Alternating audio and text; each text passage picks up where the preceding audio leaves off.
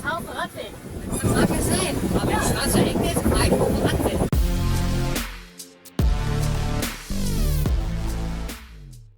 Willkommen zu dieser Folge und ganz traditionell fangen wir mal wieder an mit, damit.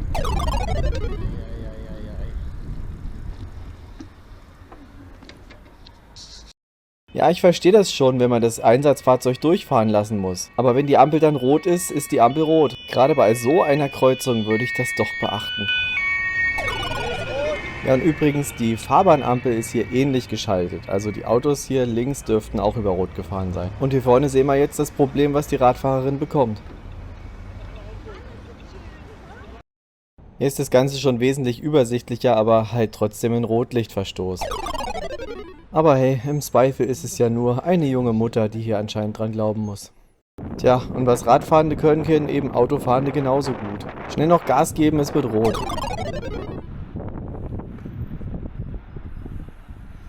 Ja, und was war das hier bitteschön? Manchmal passiert es ja, dass man sich an der Ampel verguckt, aber hier war keine andere Ampel grün. Hä? Und ja, wer genau hingeguckt hat, hinter der Kreuzung taucht ein sogenannter Räumungspfeil auf. Und den hat der Autofahrer hier wahrscheinlich beachtet. Der gilt allerdings nur für Fahrzeuge, die bereits in der Kreuzung stehen. Um das Räumen der Kreuzung zu erleichtern, für uns gilt weiterhin diese Ampel hier. An einem Räumungspfeil kann das hier nicht gelegen haben, denn der wird nur grün, wenn nicht mit Gegenverkehr zu rechnen ist. Eieiei, woran hat's hier liegen, kann man sich da immer nur fragen. Aber die Radfahrer, ne, die fahren immer alle über Rot. Was macht man, wenn vor einem schon alle brav anhalten? Richtig, einfach über die Abbiegespur donnern. Alter. Alles klar.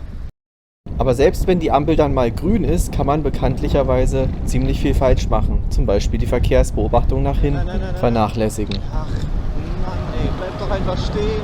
Oh Leute, ich sehe schon wieder die Kommentare. Der Radfahrer hält einfach stur drauf. Man sieht halt sehr deutlich, dass ich hier meine Geschwindigkeit sehr stark reduziere, um im Zweifel eben anhalten zu können. Und was man nicht sieht, das Auto hat ja dann auch angehalten. Deswegen kann ich hier fahren. Ich empfehle in solchen Situationen immer so schnell zu fahren, dass man eben auch schnell anhalten kann und nicht in den Gefahrenbereich kommt. Diese Situation hier ist eben besonders tricky, weil man nicht vorausahnen kann, was denn nun als nächstes passiert. Du weißt nicht, ob das Auto nun wirklich anhält oder nicht. Deswegen sollte man schon signalisieren, ey, hallo, ich bin hier auch noch, aber im Zweifel eben auch anhalten können. Autofahrende dagegen sollten eben nicht so an die Kreuzung ranrollen, denn das signalisiert nicht, dass man wartet. Das Einzige, was man hier machen kann, anhalten und den Verkehr beobachten. Ja, hätte diese Person hier mal mein Video gesehen. Okay, das Auto steht bereits auf der Radfahrerfurt, aber da hat es eben auch nichts verloren. Wenn man rechts abbiegt, muss man genau davor warten. Und nicht noch wie die Person hier einfach nochmal langsam drüber rollern. Das macht die ganze Situation besonders gefährlich. Denn es kann ja durchaus passieren, dass noch Radfahrende kommen, die hier rechts vorbeifahren wollen. Deswegen so vor der Furt aufstellen, dass man den Radweg einsehen kann und erst fahren, wenn frei ist. Und ja, Leute, dann dauert es halt auch mal ein bisschen länger. Wobei das Fuß- und Radverkehrsaufkommen hier nicht so hoch ist.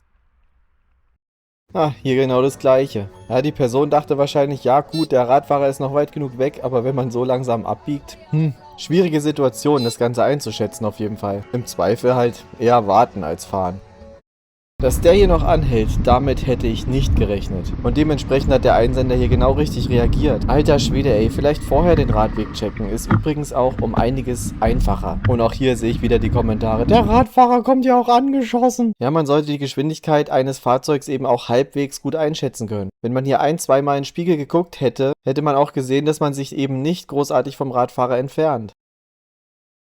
Aber gut, wenn selbst die Polizei es nicht schafft. Und das, obwohl das hier eigentlich eine recht anständige Kreuzungsgestaltung ist, denn der Radweg ist so weit versetzt, dass das Auto genau quer steht, wenn es den Radweg quert. Das heißt, es ist nicht mal ein Schulterblick notwendig, man muss einfach nur ein bisschen nach rechts gucken. Und ein toter Winkel ist hier auch nicht mit dabei. Also eigentlich alles safe. Man muss nur vor dem Queren des Rad- und Fußwegs eben diesen auch absichern. Wie wenn man auf eine Vorfahrtsstraße einfährt. Ja, ist halt nicht passiert. Warum auch? Die werden schon warten, ne? Ja, und wenn ich eine Gruppe Radfahrende überhole, dann achte ich vielleicht besonders auf den Abstand. Denn es ist nie ausgeschlossen, dass ein Radfahrer hier nochmal ausschert. Oh Mann, ey.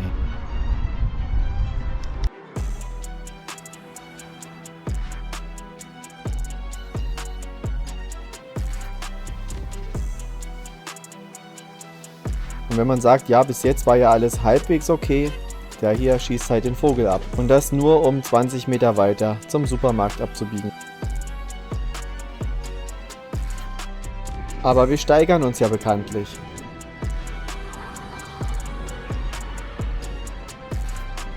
Und ja, der Abstand gilt zum Fahrrad und nicht zum Fahrbahnrand. Man sieht hier sehr schön die Mitte des Fahrstreifens und dass das Auto hier mit dem rechten Reifen genau darauf fährt. Ohne Spiegel hat das Auto somit bei einem 3 Meter breiten Fahrstreifen etwa 1,5 Meter Abstand zum Fahrbahnrand. Minus 20 cm Spiegel bleibt 1,30 Meter übrig. Wenn ein Fahrrad jetzt 70 cm breit ist und der Einsender hier direkt am Rand gefahren ist, bleiben hier etwa 60 cm Abstand. Das ist ein klein bisschen mehr als 1/3 von dem, was der Gesetzgeber vorschreibt.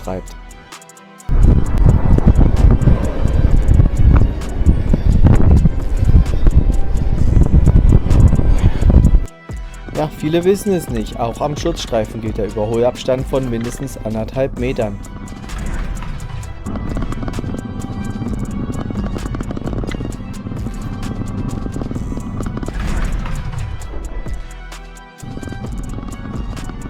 Tja, und das Ganze mal wieder nur, um als Erster an der Ampel zu stehen. Ja, denkste. Sie stehen ja nicht mal als Erster an. Ja, gelernt haben sie auf jeden Fall aber auch nichts.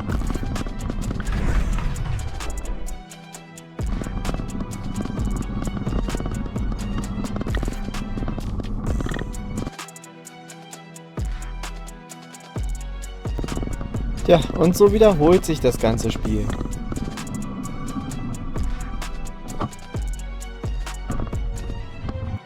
Dass man hier nicht überholen kann bei dem Gegenverkehr, das sollte eigentlich klar sein. Demzufolge kann das hier nur vorsätzliches Gefährden sein.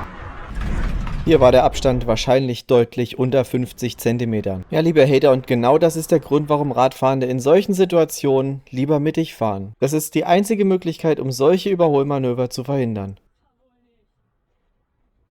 Das Halten und Parken auf dem Schutzstreifen ist verboten, das Befahren ist grundsätzlich nicht erlaubt. Es sei denn, die Verkehrssituation erfordert es. Noch schlimmer wird das Ganze, wenn man dadurch einen Radfahrer gefährdet oder behindert. So viel zur Theorie. In meinen Augen lag hier eindeutig eine Gefährdung vor, macht dann 80 € und ein Punkt. Aber das Video geht ja noch weiter. Und da muss ich einiges einordnen. Denn hier gibt es einige Punkte, die einfach nicht so richtig sind und einfach auch nicht so stehen gelassen werden dürfen.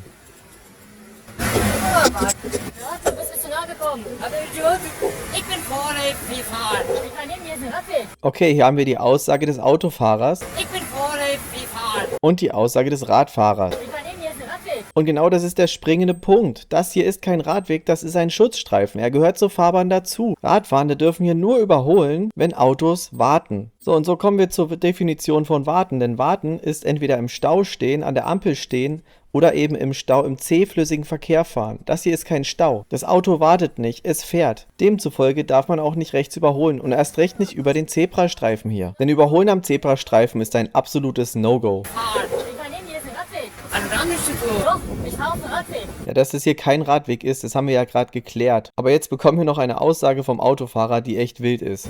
Mag ja sein, aber die schwarze Ecke ist breit auf dem Radweg. Da kannst du mich schon... Tja, und hierin liegt die Krux in der ganzen Situation. Der Autofahrer darf diesen, in Anführungszeichen, Radweg, was er meint, ist ein Schutzstreifen, nur befahren, wenn dadurch kein Radfahrer gefährdet oder behindert wird. Das heißt, bevor er hier auf den Schutzstreifen fährt, muss er sich trotzdem absichern nach hinten. Und das völlig unabhängig davon, ob der Radfahrer hier verkehrswidrig überholt oder nicht. In meinen Augen machen beide hier einen Fehler. Der Radfahrer hätte nicht überholen dürfen und der Autofahrer hätte nicht so nach rechts ziehen dürfen. Radfahrenden würde ich an Schutzstreifen immer raten, nur zu überholen, wenn wirklich der Verkehr steht. Also wirklich gar nichts rollt. Und in Situationen wie dieser hier ist Überholen einfach auch ein bisschen sinnlos. Ich hätte mich wahrscheinlich hier sogar links des Schutzstreifens eingeordnet.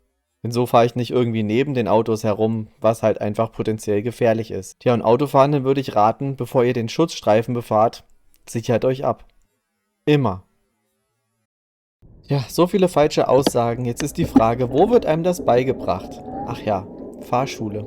Tja, der Abstand ist ja mal unterirdisch. Und da kann der Einsender froh sein, dass er hier noch ausweichen konnte und nicht hier am Fußgängerüberweg war.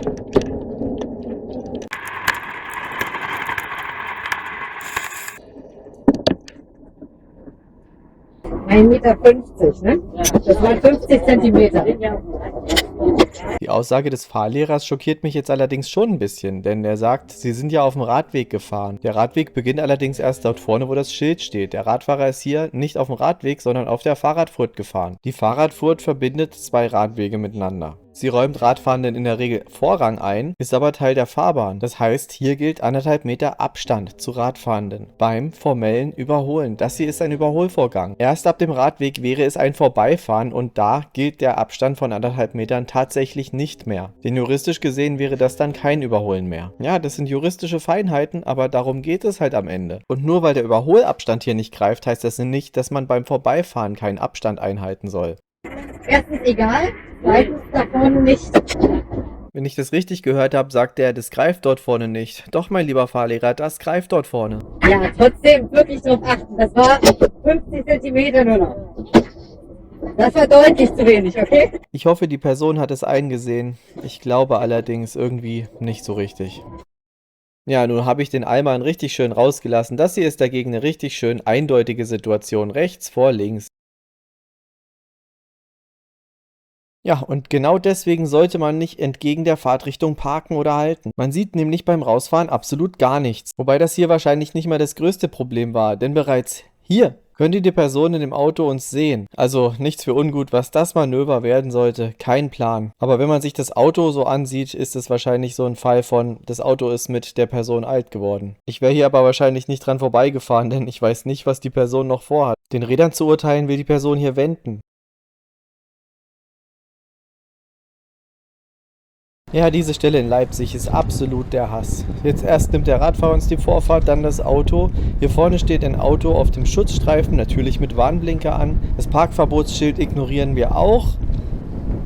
Ja, und so kommt hier immer einiges zusammen. Und weil es mit einem Clip von hier nicht reicht, habe ich euch das Ganze nochmal von der anderen Seite gezeigt. Auch hier steht wieder ein Auto auf dem Schutzstreifen. Oh Leute, ey, ihr seid so dumm, ey. Ja, und wen ich damit meine, die ganzen Autofahrer, die hier aus der Ausfahrt rausfahren und genau sehen, dass die ganze Straße blockiert ist. Also ist nichts für ungut, das tut schon wirklich echt weh.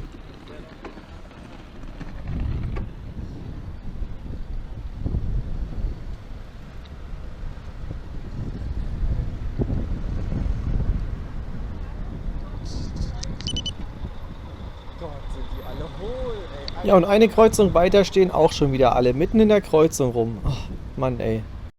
Ja, und deswegen ist vorwärts einparken eigentlich die unsicherste Variante. Der Einsender erkennt die Gefahr bereits und fährt nach links, aber das Kind halt nicht. Alter, und das hätte sowas von schief gehen können.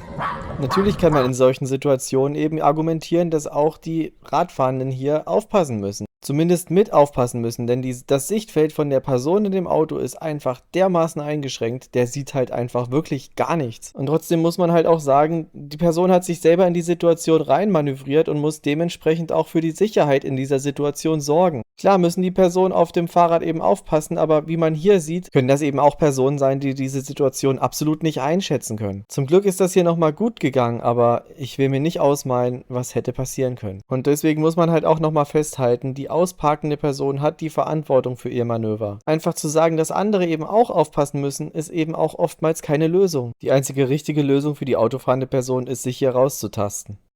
Und dann fragt man sich halt auch immer wieder, warum manövrieren sich Autofahrende auch in solche Situationen erst hinein? Wie auch der hier einfach auf dem Gehweg rumfährt. Hä, Leute, was? Warum? Vor allen Dingen auch in dem Tempo. Ja, im Vordergrund sollte eben auch immer die Sicherheit aller stehen und deswegen hier auch nochmal ein guter Clip, denn der Autofahrer lässt den Radfahrer hier vorbei. Obwohl eigentlich der Radfahrer hätte warten müssen. Boah Leute, fast 14 Minuten, wird Zeit das Video mal zu beenden. Und denkt immer daran, fahrt selbstbewusst, aber defensiv. Bis nächste Woche Sonntag. Macht's gut.